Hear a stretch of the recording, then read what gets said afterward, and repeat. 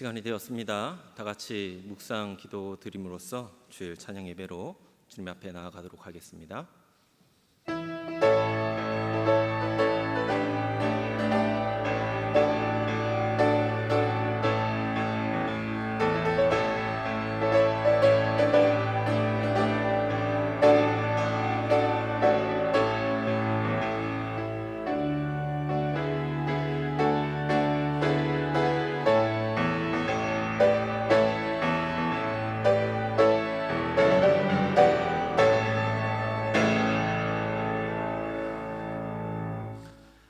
오늘도 우리의 삶을 주관하시는 하나님 아버지, 코로나19로 인해서 주님 앞에 예배하기에 어려운 상황이지만 그럼에도 우리의 심령을 주님께서 권능의 손으로 붙들어 주시사 주님 앞에 예배하려는 마음을 허락하시고 시간을 지켜서 온라인으로 예배할 수 있도록 인도하여 주심에 감사함을 드립니다.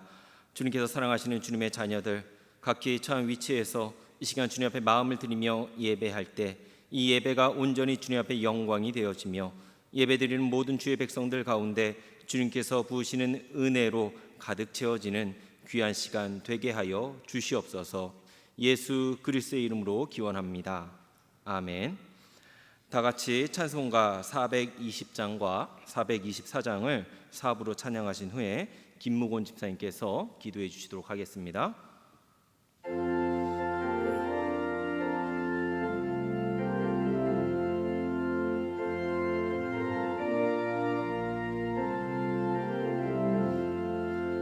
너 성결케 위해 늘 기도하며 너 주 안에 있어 늘 성경 보고 온 형제들 함께 늘 사귀면서 일하기 전마다 너 기도하라.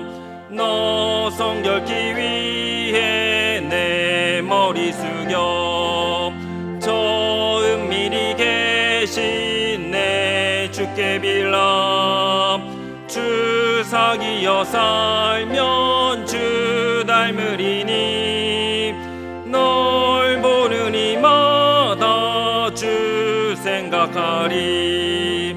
너 성결케 위해 주 따라가고 일 다급하여도 당황치 말고 참 즐거울 때나 또 슬플 때나 너 주님만 믿고 늘 따라가라. 너 성결케 위해 늘 기도하며 내 소원을 주께 다 맡기어라. 너 성령을 받아 주 섬겨 살며 저 천국에 가서 더 잘 섬기리.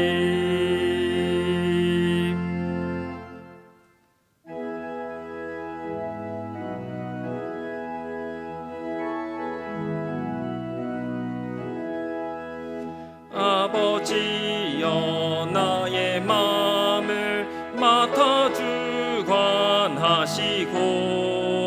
완악하고 교만한 것 명쾌하여 주소서. 온유하고 겸손하여 화평하게 하시고 망령되고 악한 일을 물리치게 하소서. 하나님의 은총 속에 나를 보호하시고 주의 사랑 줄이 되어 나를 메어 주소서. 구세주의 흘린 피로 죄를 씻어 주시고 성령이여 하늘 길로 나를 인도하소서.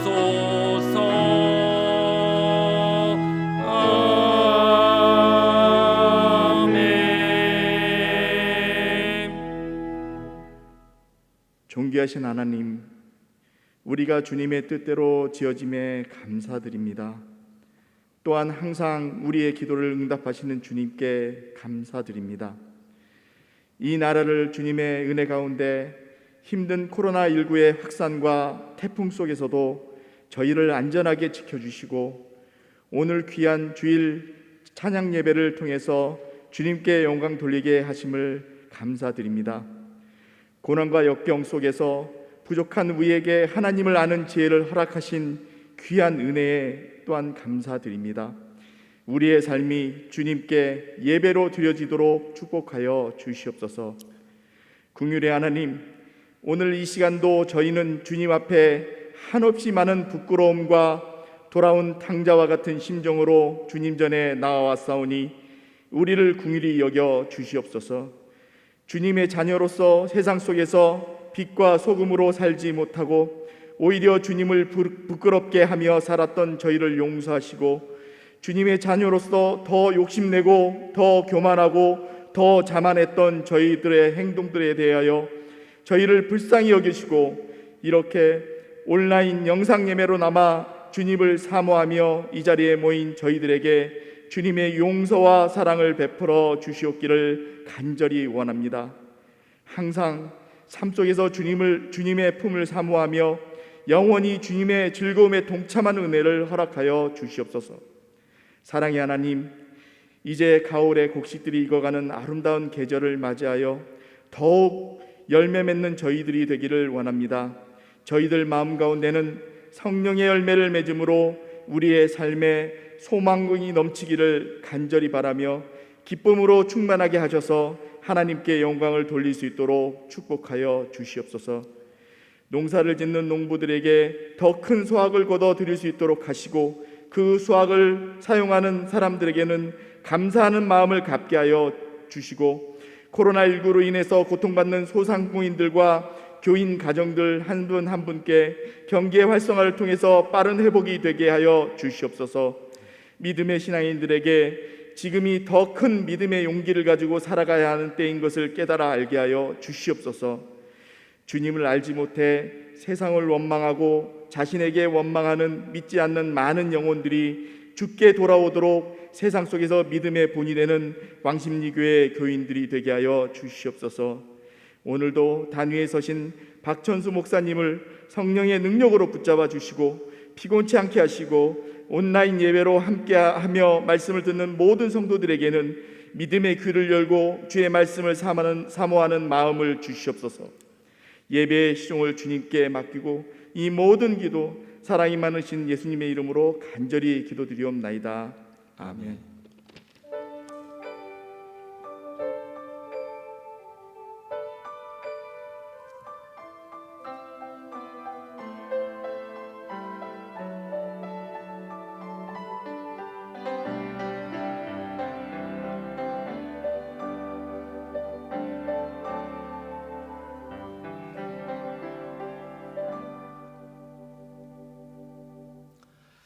하나님의 말씀은 로마서 6장 12절에서 14절까지의 말씀입니다. 신약 247페이지쯤에 있습니다. 로마서 6장 12절에서 14절까지의 말씀입니다. 그러므로 너희는 죄가 너희 죽을 몸을 지배하지 못하게 하여 몸의 사욕에 순종하지 말고 또한 너희 지체를 불의의 무기로 죄에게 내주지 말고 오직 너희 자신을 죽은 자 가운데서 다시 살아난 자 같이 하나님께 드리며 너희 지체를 의의 무기로 하나님께 드리라. 죄가 너희를 주장하지 못하리니 이는 너희가 법 아래에 있지 아니하고 은혜 아래에 있음이라. 아멘. 할렐루야. 오늘 본문 말씀을 가지고 의를 행하는 도구라는 말씀의 제목으로 은혜 나누기를 원합니다. 바울은 이제 로마서 6장의 내용 중 오늘 본문 말씀 이제 앞절에서 성도는 하나님의 은혜로 그리스도와 함께 죄 가운데 죽은 존재임을 분명히 밝히고 있습니다. 예수 그리스도의 십자가 사건으로 인해서 복음이 완성되었고요. 이 복음으로 인해서 성도는 더 이상 죄의 종이 아니다라고 하는 것을 분명하게 이야기하고 있는 거죠. 그래서 성도는 이제는 죄에 대해서는 죽은 자고요. 반면에 하나님에 대해서는 살아있는 존재임을 바울이 이야기합니다. 여기까지가 이제 로마서 6장 1절에서 11절까지의 내용이에요. 그리고 바울은요, 오늘 읽은 본문에서요, 이제 앞에서 이론적인 부분을 이야기했다라고 한다면은 행동의 영역에 대해서 이야기하는데요. 한번 살펴보기를 원합니다. 본문 12절 말씀입니다. 우리 같이 한번 읽어보겠습니다. 그러므로 너희는 죄가 너희 죽을 몸을 지배하지 못하게 하여 몸의 사욕에 순종하지 말고. 아멘. 바울은요, 예수 그리스도의 십자가의 사건으로 인해서 성도는 어떻게 됐다? 이제 더 이상 죄의 지배를 받지 않는다. 죄에 대해서는 죽은 존재다라고 계속해서 이야기를 해요. 죄가 더 이상 너희의 주인이 될 수가 없다라고 이야기합니다. 그런데요, 오늘 본문 12절 말씀에 들어서도 계속 죄에 대해서 이야기를 하는 거예요. 죄에 대해서 순종하면 안 된다. 계속해서 또 반복해서 이야기하는데요. 왜 그런지 그 이유를 우리가 알아봐야 돼요. 예수 그리스도를 알지 못했을 때 우리는 어디에 있었습니까? 죄 가운데 있었어요. 죄가 왕노릇하는 그런 삶을 살 수밖에 없었습니다. 왜죠? 인간에게는요, 사람에게는 죄를 이길 수 있는 능력이 없기 때문이에요. 그렇기 때문에 죄가 다가와서 왕노릇하면은 그대로 살아갈 수밖에 없는 거예요. 그런데 하나님의 택하심으로 말미암아 하나님의 그 은혜로 예수 그리스도를 구주로 믿게 되었을 때 어떻게 됩니까? 더 이상 죄가 아니라 이제는 하나님의 은혜 아래에 거하는 삶을 살게 된다라는 거예요.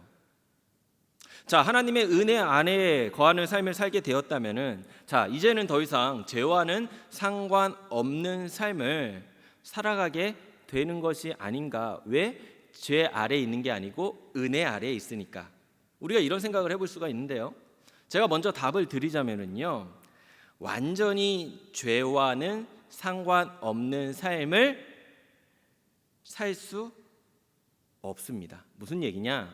여전히 하나님의 은혜 아래에 거하면서도 죄를 지으며 살아가게 된다라고 하는 거예요. 물론 하나님의 은혜 아래에 거하기 때문에 성도들에게 이제는 더 이상 죄가 왕노릇할 수는 없어요. 그럼에도요, 죄는 성도들의 연약한 몸을 통해 역사하면서 자신이 주인인 척할 수는 있다는 거예요.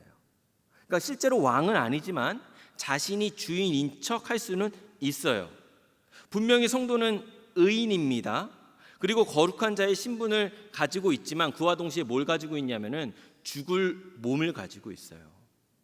죽을 몸을 가지고 있기 때문에 현재는 아직 어떠한 모습으로 존재하냐면은 죄와 투쟁하는 신분으로 남아 있게 된다라는 것이죠. 성도는 은혜 아래 있기 때문에 죄에 대해서 이미 결과적으로 승리했고요. 그래서 죄가 통치하지 못하지만 그렇다고 해서 죄에 대한 욕구가 성도들에게 생기지 않는 것은 아니라는 거예요. 그리고 은혜 안에 있기 때문에 은혜가 강제적으로 죄를 조장해가지고 은혜가 강제적으로 죄가 성도를 통치하지 못하게 하는 것도 아니라고 하는 것입니다.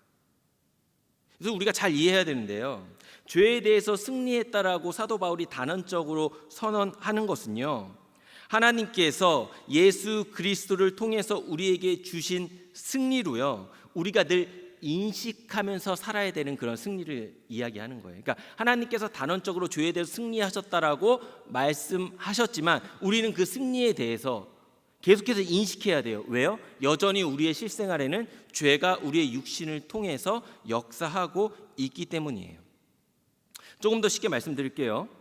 은혜 아래에 거한다고 해서, 그리고 우리가 은혜 아래에 거하기 때문에 아무것도 하지 않아도 은혜가 강제로 죄를 조장해서 우리가 죄를 안 짓는 것은 아니라는 거예요. 그러니까 우리를 오염시키는 죄를 없애는 일은요, 우리의 협력 없이, 우리의 협력 없이 발생하는 자동적인 과정이 아니라는 것이죠. 그래서 바울은요, 성도가 은혜 아래 있더라도 죄에서 승리하기 위해서는요, 자신의 의지적인 결단이 있어야 한다라고 그렇게 말합니다. 여기까지의 내용에서 우리가 알 수 있는 사실은요, 성도가 되어서 은혜 아래에 거한다 할지라도 여전히 뭘 가지고 있어요? 죽을 몸을 가지고 있어요. 죽을 몸을 가지고 있기 때문에 죄의 유혹에 노출되어 있고요. 죄를 이기는 것은 내가 아무것도 하지 않아도 은혜 가운데 자연스럽게 그렇게 이루어지는 것이 아니라 은혜 아래에서 성령의 이끄심에 따라서 죄를 이기려고 하는 의지적인 결단이 끊임없이 일어나야지만 죄를 이길 수 있다는 거예요.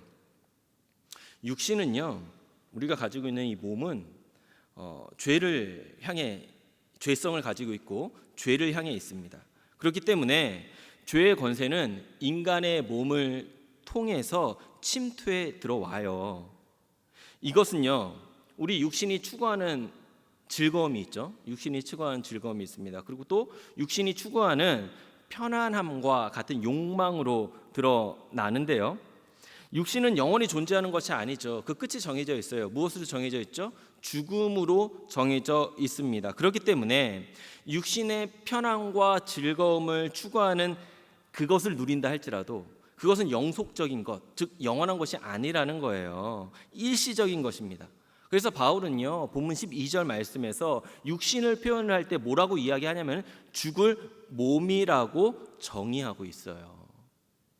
죽을 몸은 유한한 것을 가리킵니다. 어차피 죽을 몸인데 없어질 것인데 그것의 유혹에 빠져서 죄를 짓는 것은 아니라는 것을 이야기하고 있는 거예요. 계속해서 본문 13절 말씀을 우리 같이 한번 읽어보겠습니다. 또한 너희 지체를 불의의 무기로 죄에게 내주지 말고 오직 너희 자신을 죽은 자 가운데서 다시 살아난 자 같이 하나님께 드리며 너희 지체를 의의 무기로 하나님께 드리라. 아멘. 이 13절의 내용은요, 조금 다른 것 같지만 사실은 12절의 내용을 반복해서 강조하고 있는 부분입니다. 너희 지체를 불의의 무기로 죄에게 내주지 말고에서 여기서 얘기하는 지체는요, 우리 육신의 행함을 의미하는 거고요. 그리고 죄에게 내주지 말고, 이 말과 12절에서 몸의 사욕에 순종하지 말고는 같은 의미입니다.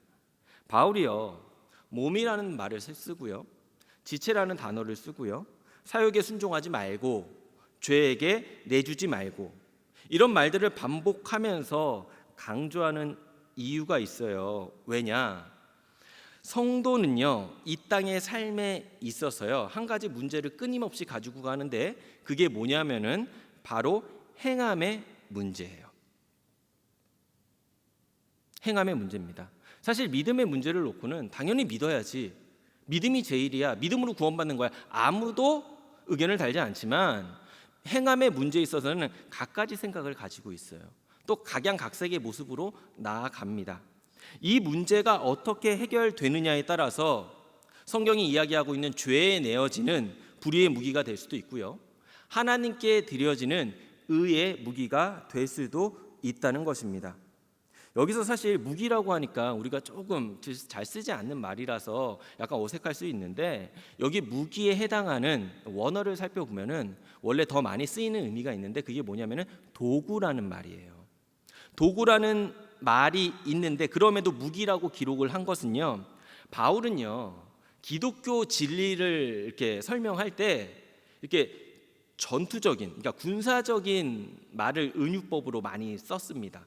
그래서 여기서 무기라고 표현을 하고 있는 거예요. 이것을 바꿔서 도구라고 그렇게 인식하셔도 됩니다. 불의의 무기, 불의의 도구, 의의 무기, 의의 도구, 서로 반대되는 개념이죠. 불의의 무기는요, 사탄이 좋아하는 거예요. 그리고 의의 무기는요, 하나님께서 기뻐하시는 것이죠. 누구의 손에 들려 있는가? 그 무기가 누구의 손에 들려 있는가? 누구를 주인 삼는가에 따라서 달라지는 거예요. 누가요? 바로 성도된 우리 인생이 그렇습니다. 누구의 손에 들려 있는가? 바울은요, 우리가 의의 무기가 될 것을 계속해서 강조하고 있는데요. 의의 무기는요, 하나님의 의를 드러내는 삶이에요. 하나님의 영광을 드러내는, 그러니까 하나님께서 인간을 창조하신 목적이 있잖아요. 하나님을 영화롭게 하는 것, 하나님께서 인간을 창조하신 목적에 부합되는 삶이 바로 의의 무기라는 것이죠. 결국 하나님께서 의롭다 하신 가운데 성령의 인도하심과 은혜 가운데 하나님이 기뻐하시는 삶의 모습으로 하나님의 영광을 드러내는 것, 그것이 하나님께 드려지는 의의 무기인 것이죠. 그러니까 성도는 은혜 아래 거하면서 육신을 통해, 우리의 육신을 통해 접근하는 죄의 유혹을 어떻게 해야 돼요? 물리치고 하나님의 손에 우리의 인생이 들려서 하나님의 의를 드러내면서 그 영광을 드러내는 의의 무기로서의 삶을 살아야 한다는 것이죠. 바울은요, 오늘날 이 시대를 살아가고 있는 우리 성도들이 이러한 삶을 살아야 한다고 본문 말씀을 통해서 강조하고 있는 겁니다. 그런데요, 생각을 해보면 바울이 말하고 있는 의의 무기로서의 삶은 결코 쉬운 삶이 아니라는 거예요. 이게 문제입니다. 요즘 우리가 어떤 시대를 살고 있습니까? 이전에는 겪어보지 못했던 바이러스의 공포, 코로나19의 시대를 살고 있잖아요. 요즘 여러 매체들을 통해서 교회가 마치 바이러스를 퍼뜨리는 진원지, 사회의 적으로 인식되는 이러한 시대를 성도된 우리가 살고 있습니다. 어떤 성도님이 이런 말씀을 하시더라고요. 목사님, 이제는요 식당에 가서요 밥을 먹을 때 식사 기도도 못 하겠어요. 식사 기도하면은요 주변에 있는 사람들이 기독교인 거 알 거 아니에요. 손가락질 할 거 아니에요. 기독교인이라고 알려지는 게 두려워요. 또 어떤 분은요, 코로나 전에는 그래도 주변의 지인들에게 예수님 믿어야 한다고, 구원받아서 천국에 가야 하니까 나와 함께 교회 가자고, 교회 가서 예배하자고 이렇게 말하면서 전도했는데 이제는 그런 말도 못 꺼내겠어요. 이제는 전도는 다 한 것 같아요. 그리스도인임을 드러내는 것 자체가 부담이 되는 것이 오늘날 우리의 현실이라고 하는 거죠. 우리 교회를 포함한 대부분의 교회들이, 우리는 알잖아요, 정부의 방침을 따라서 방역 지침을 철저히 지키고 그렇게 노력하고 있습니다. 하지만 나름대로의 이유와 상황을 가지고 이 방역 수칙을 지키지 못하는 소수의 교회에서 감염이 일어난 것 또한 우리가 잘 알고 있어요. 그리고 이것을 마치 전체 교회가 그런 것처럼, 교회 전체의 잘못처럼 보도하는 뉴스를 보면은요, 한편에 참 억울한 마음까지도 생깁니다. 그래서 대부분의 교회는 방역 수칙을 다 잘 지키고 있다고, 감염이 일어난 교회는 몇몇 교회에 불과하다고. 사실 엄밀히 따져보자면은 교회에서 일어나는 감염은 다른 곳에 비해서는 적은 거라고, 더 많은 감염이 일어나는 곳에는 아무 말도 하지 않으면서 왜 교회만 가지고 그러냐고 이렇게 말하고 싶을 때도 있을 거예요. 하지만 이렇게 말을 한다고 해서 문제가 해결이 될까요? 너도 알고 나도 아는 문제지만 해결이 되지 않아요. 내가 속한 교회는 방역 수칙을 철저히 지킨다고, 분명한 것은 몇몇 교회들이 그런다고, 그렇다 할지라도 분명한 사실은요, 교회라는 이름 아래서 일어난 사건이라는 것입니다. 그렇기 때문에 믿지 않는 사람들의 시각에서는요, 교회에서 일어난 일로 보이는 거예요. 그냥 내가 출석하지 않는 그 몇몇 교회들만의 문제를 할지라도 믿지 않는 사람들의 시각에서는 모든 교회의 문제가 되어 버리는 것이 오늘날의 현실이라고 하는 것이죠. 그렇기 때문에 이 땅에 속한 모든 교회, 모든 성도는요, 자신의 지체를 하나님께 드리는 의의 무기로 드리는 이 관점에서 이러한 상황을, 이러한 문제를 우리 교회는 아니니까 상관없어가 아니라 우리 개인의 문제로, 직접적인 문제로 받아들일 수 있어야 한다라고 하는 거죠. 지금 온라인으로 예배 드리고 있는 우리 성도님들께 한번 여쭤볼게요. 어차피 대답하셔도 저는 안 들리니까 머리로 생각하셔도 됩니다. 예배당에 직접 나와서 예배하는 것과 또 온라인으로 이렇게 예배하는 것 중 어느 편이 더 좋으십니까? 여기서 좋다라는 의미는요, 여러 가지 의미가 있을 수 있어요. 더 은혜가 되냐, 아니면 더 편하냐, 더 유익하냐, 이렇게 이야기할 수 있는데 뭐 다 종합해서 어느 편이 더 좋으시냐는 거예요. 더 집중이 잘 되고 더 은혜가 되냐는 거죠. 제가 성도님들과 이제 전화 신방을 하면서 여쭤보니까 물론 대답이 다 똑같지는 않아요. 사람들마다 다를 수는 있지만 거의 절대적으로 대다수의 성도님들이 예배당에 직접 나오셔서 함께 모여서 예배하는 것, 이것이 더 기쁘고 은혜가 되고 더 즐겁다. 언제 그 날이 오냐, 그 예배의 시점을 기다리고 계시더라고요. 목사인 저도요, 이렇게 온라인으로 예배하는 것보다 예배당에 직접 나와서 우리 사랑하는 지들이 한 자리에 모여서 함께 찬양하며 예배하는 것이 더 좋습니다. 물론 그렇다고 해서 온라인으로 예배하는 것이 단점만 있다? 그거는 아니에요.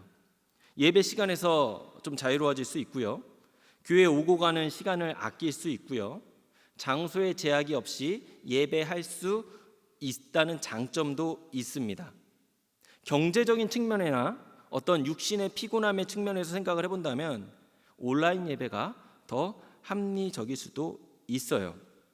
하지만 이 세상의 모든 일들이 합리적으로만 흘러가는 건 아니잖아요. 성도가 신앙생활을 하는 데 있어서 단지 예배만이 전부가 아니라 예배 가운데 이루어지는 성도의 교제 또한 포함되어 있기 때문에 온라인 예배가 이런 저런 장점이 있음에도 불구하고 대부분의 성도님들은 교회에 나오셔서 예배하시기를 원하신다라고 하는 거예요. 설교자로서 저도 설교할 때 성도님들을 직접 대면하면서 설교하는 것과 단지 카메라만을 바라보면서 그렇게 설교하는 것 중 성도님들을 대면하면서 설교 가운데 성도님들의 표정도 좀 읽어보고 그렇게 예배하는 것이 더 기쁘고 신나고 즐겁습니다. 그래서 성도님들이 하는 생각을 목사인 저도 늘 합니다. 이 코로나가 언제 끝날까? 언제쯤 되면은 정말 눈치 안 보고 마음껏 예배하고 마음껏 교제하고 마음껏 성경 공부할 수 있을까? 이런 생각을 해봅니다. 성도인 우리가 이렇듯 예배하는 어려움에도 불구하고 교회로 모이지 않고요, 정부의 방역 수칙을 따르면서 온라인으로 예배하고 있는 이유가 무엇입니까? 물론 정부의 명령이 있기도 했지만 그것에 앞서서 혹시나 나도 모르게 바이러스 전염으로 인해서 다른 사람들에게 피해는 주지 않을까, 이런 마음들이 있기 때문이죠.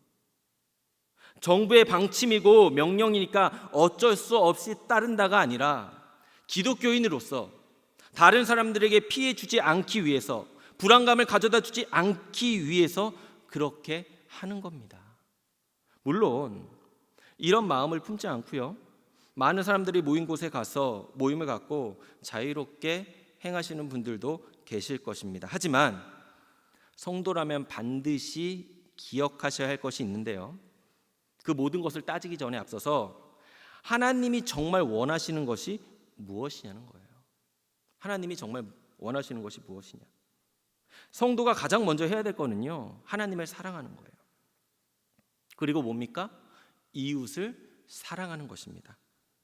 하나님을 사랑한다는 것을 명분으로 세워서 다른 사람들에게 불안감을 가져다 주고요, 피해를 입히는 것은 하나님을 사랑하는 것도 아닐 뿐더러 하나님 앞에 드려지는 바울이 이야기하는 의의 무기의 삶도 아님을 분명히 기억하셔야 됩니다. 13절에서 바울이 말합니다. 너희 지체를 의의 무기로 하나님께 드리라. 하나님께 드리라. 하나님께 드린다는 것은 헌신을 이야기해요. 헌신은요, 누구를 향합니까? 하나님을 향하고 이웃을 향합니다. 성도는요, 의의 무기로 하나님께 드려져야 하는데요, 우리가 오해하면 안 돼요. 이 하나님이 우리를 의롭다 칭해 주셨으니까 이 의는 내 거고 이것을 인간이 어찌할 수 있을 것이다 생각을 하지만, 의는요, 인간이 어찌할 수 있는 그런 권세가 아니라는 거예요. 그러니까 성도는 스스로 나는 하나님께 의롭다 칭함을 받았으니까 그래, 나는 하나님께 의로운 삶으로 나아가야 돼, 이렇게 생각하면서 의로운 것이 무엇인지, 하나님이 진짜 원하시는 것이 무엇인지 하나님 앞에 묻지 않고요, 자의적으로 생각하는 거죠. 자의적으로 판단해서 행하는 것이 아니라는 것입니다. 하나님께서 우리를 의롭다 칭해 주셨지만 의는요, 전적으로 오로지 하나님의 능력입니다. 그리고 그 의는 성도 개인의 능력으로 유지되는 것이 아니라는 거예요.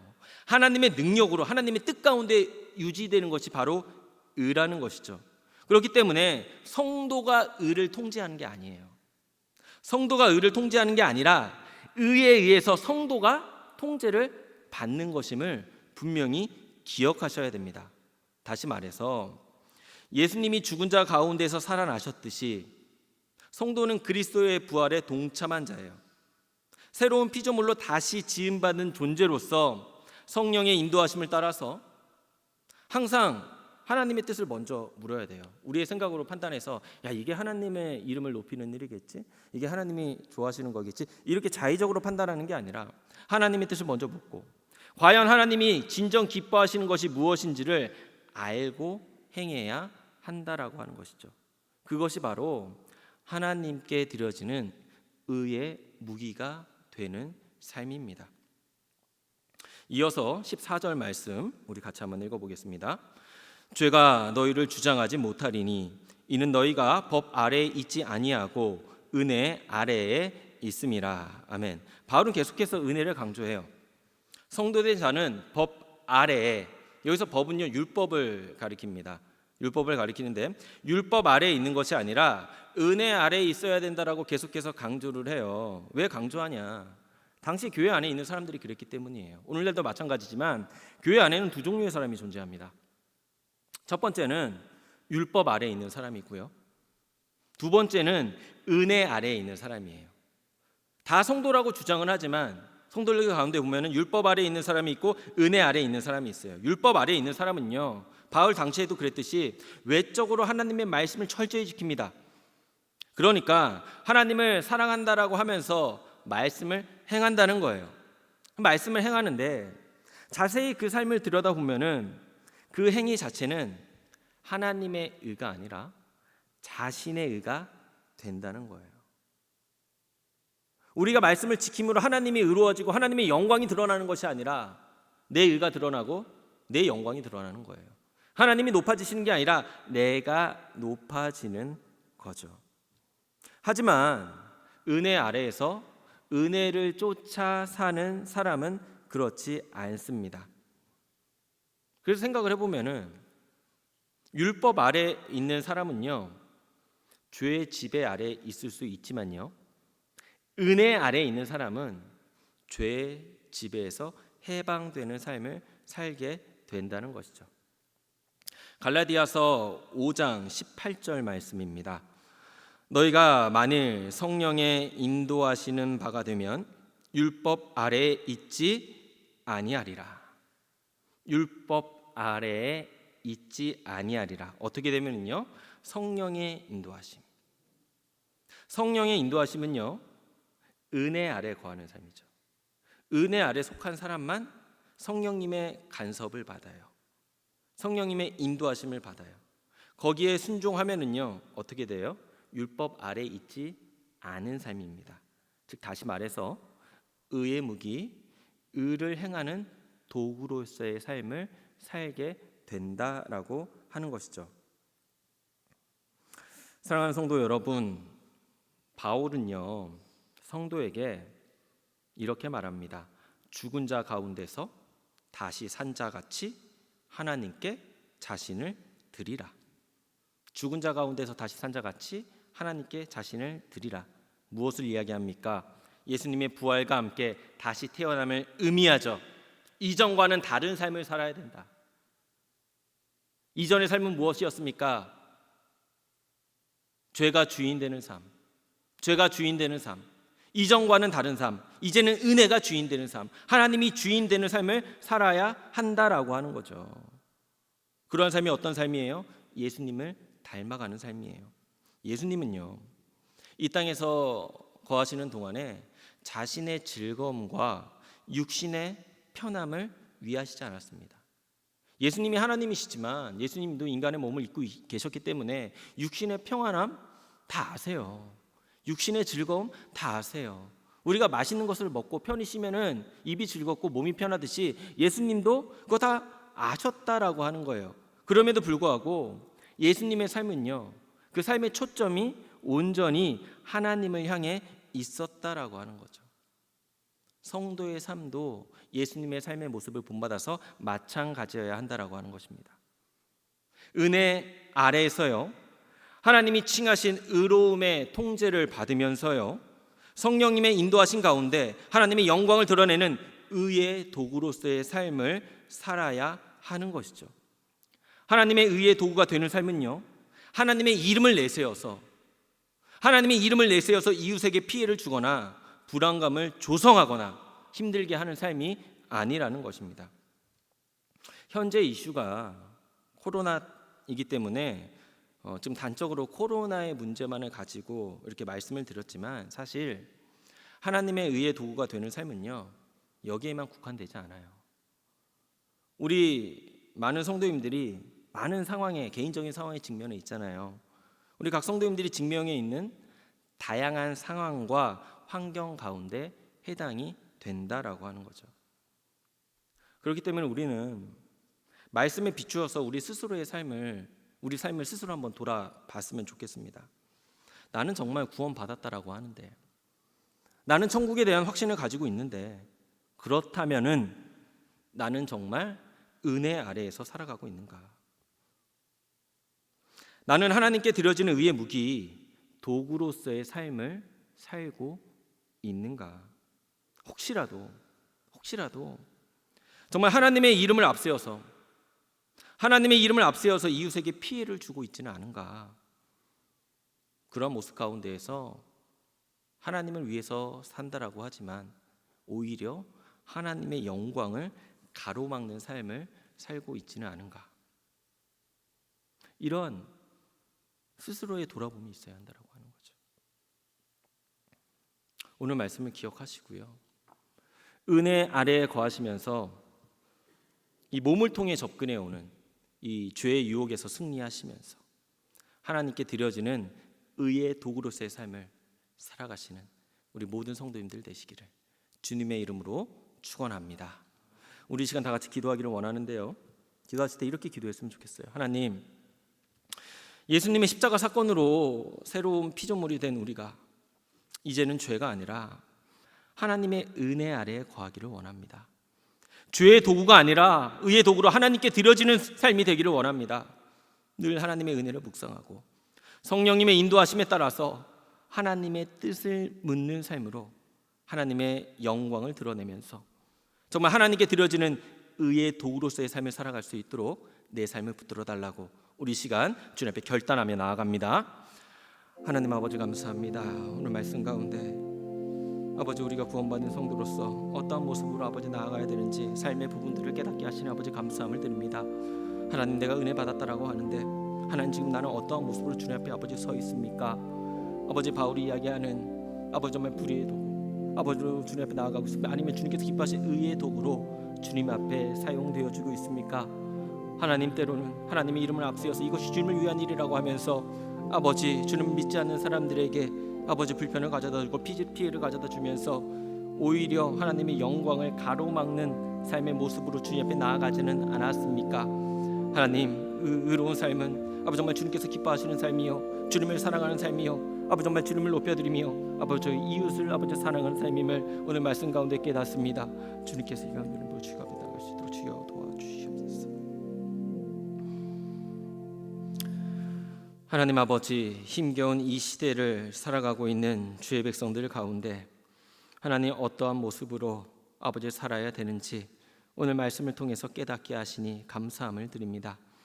하나님, 어려운 상황과 환경 가운데 이제는 그리스도인임을 밝히는 것도 아버지 두려운 것이 오늘날의 현실입니다. 하지만 그럼에도 불구하고 주님께서 원하시는 의의 도구로서의 삶을 살기를 원합니다. 주의 백성들의 심령을 주님께서 아버지 붙들어 주시사 항상 은혜 아래에 거하게 하시고 그 은혜 아래에서 성령님의 인도하심을 받으며 주의 유혹이 있다 할지라도 말씀으로 물리치며 승리하며 그 가운데 정말 주님께서 원하시는 기뻐하시는 삶이 무엇인지를 묵상하며 하나님 의의 도구로서의 삶을 살아가게 하시고 하나님 그로 인하여서 하나님 이 시대가 어렵지만 하나님 교회를 향한 사람들의 인식이 바뀌어지게 하시고 예전에 정말 말씀만 전하면 영혼들이 주님 앞에 돌아왔듯이 하나님 말씀에 힘이 있게 하셔서 우리 성도님들의 의로운 도구로서의 삶을 바라보며 많은 사람들이 주님 앞에 돌아오고 다시 한 번 더 교회가 부흥할 수 있는 놀라운 역사가 있게 하여 주시옵소서. 하나님 이것은 남이 잘해서 되는 것이 아닙니다. 나로부터 시작이 되어야 되는 것입니다. 내가 변해야 되는 것입니다. 나에게 책임이 있는 것입니다. 하나님 분명히 깨닫게 하시고 변화된 나의 모습으로 주님 앞에 드려지는 의의 도구가 되게 하여 주시옵소서. 은혜 주심에 감사드리오며 주 예수 그리스도의 이름 받들어 기도합니다. 아멘. 이제는 십자가에서 생명을 내어놓으시며 복음을 완성하신 우리 주 예수 그리스도의 은혜와 우리를 너무 사랑하셔서 자녀 삼아 주신 하나님 아버지의 그 크고 놀라우신 사랑하심과 우리를 늘 하나님이 예비하신 길로 이끄시는 성령님의 감동 충만하심이 이제는 의의 도구가 되어 하나님께 드려지는 삶을 살기로 작정하는 모든 성도님과 그 가정 가운데, 교회 가운데, 이 나라 가운데 이제로부터 영원토록 함께 계실지어다. 아멘.